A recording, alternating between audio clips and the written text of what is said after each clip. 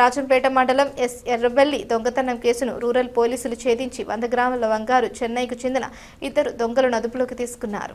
కడప జిల్లా రాజంపేట మండలం ఎస్ ఎర్రబెల్లి దొంగతనం కేసును రూరల్ పోలీసులు ఛేదించినారు. ఈ మేరకు సోమవారం ఏఎస్పీ కార్యాలయంలో మీడియా సమావేశంలో ఏఎస్పీ మనోజ్ హెగ్డే వివరాలు వెల్లడించారు. గత నెల 6వ తేదీన పిండిపోయిన మధు కుటుంబ సభ్యులు ఊర్లో లేని సమయంలో ఈ చోరీ జరిగింది. రూరల్ పోలీసుల దర్యాప్తులో చెన్నై రాష్ట్రం తిరువళ్ళూరుకు చెందిన మా భాష జి సాయి కుమార్ అదుపులోకి తీసుకున్నారు. వారి వద్ద నుంచి 9 లక్షల విలువ గల 100 గ్రాముల బంగారు నగలు స్వాధీనం చేసుకున్నారు. 6వ తేదీ మన్నూరు పోలీస్ స్టేషన్ ఎర్రబెల్లి గ్రామంలో ఒక హౌస్ బ్రేకింగ్ బై నైట్ అంటే ఇంటి తాళాపాలు కొట్టేసి దొంగతనం జరిగింది అనే కంప్లైంట్ మాకు వస్తుంది. సో దాని భాగంగా మన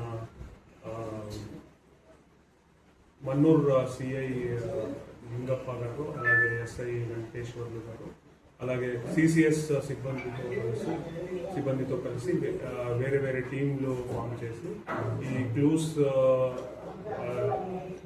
మనం ఎగ్జామిన్ చేసాము. అలాగే ఈ టెక్నికల్ అనాలిసిస్ అవి అంతా చేసినప్పటికీ ఇద్దరు ముద్దాయిలు అనేసి తెలిసింది. వీళ్ళిద్దరు తమిళనాడుకి చెందిన వాళ్ళు. ఇద్దరు కూడా నెల్లూరు సబ్ జైల్లో ఉండే వాళ్ళని పీటీ వారెంట్ మీద తీసుకొని వాళ్ళని విచారించగా ఒక 100 గ్రామ్స్ అంటే 100 గ్రామ్స్ బంగారాలు, వేరే వేరే వేరే ఆభరణాలు రికవరీ చేసుకోవడం జరిగింది. దీని విలువ వచ్చేసి ఒక 9 లక్షలు.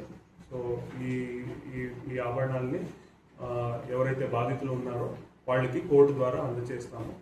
అలాగే ఈ ప్రాపర్టీ మన మన్నూరు లిమిట్స్లో కానీ అలాగే మన రాజంపేట లిమిట్స్లో ఈ హైవే కడప తిరుపతి హైవే ఉన్నందున వల్ల ఎక్కువ ఈ ప్రాపర్టీ అఫెన్సెస్ అనేది జరుగుతుంది.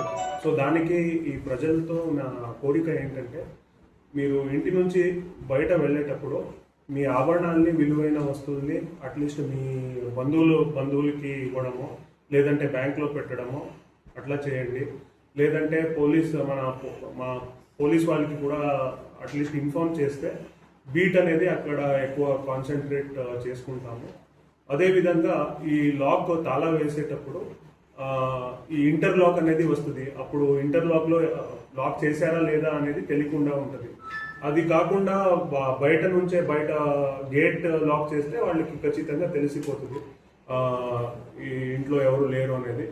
సో అలాగే ఇంకొకటి ఏంటంటే, ఎవరైనా అన్నోన్ పర్సన్స్ అనుమానాస్పదంగా అక్కడ తిరుగుతున్నారంటే వెంటనే పోలీస్కి రిపోర్ట్ చేయండి. సో ఖచ్చితంగా చర్యలు తీసుకుంటాము. సో మా టీం ఎస్పెషల్లీ సిఐ లింగప్ప గారు, అలాగే ఎస్ఐ వెంకటేశ్వర్లు గారు, అలాగే సిసిఎస్ సిబ్బంది అందరూ కలిసి మంచి పని చేశారు. వాళ్ళకి కూడా కంగ్రాచులేషన్స్. Thank you.